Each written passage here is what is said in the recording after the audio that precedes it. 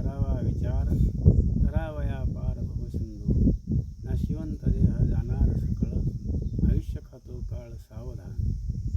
जगद्गुरू तुकाराम महाराज सामान्य जनतेला उपदेश करतात की बाबा रे, या जगतामध्ये जे जे आहे ते सगळं नाशवान आहे.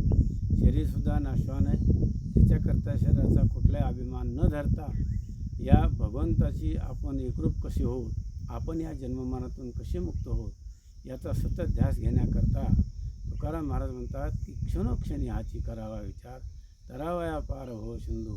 या भवसागरातून तरुण जाण्याकरता एकच आहे आणि ते म्हणजे भगवंताचं नामस्मरण.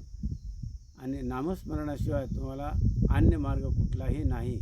बाकी मार्गाने जर जाताल तर त्याची फसवणूक होऊ शकते. म्हणून संत वचनावर विश्वास ठेवा. संतांच्या सहवासामध्ये आपला परमार्थ करा. मनाने काही मार्ग निवडू नका. कारण का की मनोमार्ग गेला तो इथेच मुकला.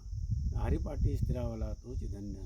ज्ञानेश्वर महाराजांच्या हरिपाठाला धरून आपला परमार्थ वाटचाल जीवन करावी.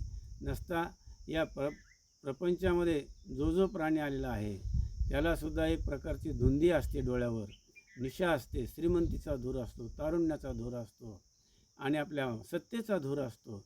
हे धूर आपल्या डोळ्यावर न येऊ देता आणि भगवंताशी एकरूप कसं होईल, प्रत्येक क्षणाला त्याचं स्मरण कसं होईल, सतत याचं चिंतन करत राहावं. रामकृष्ण हरी. धन्यवाद.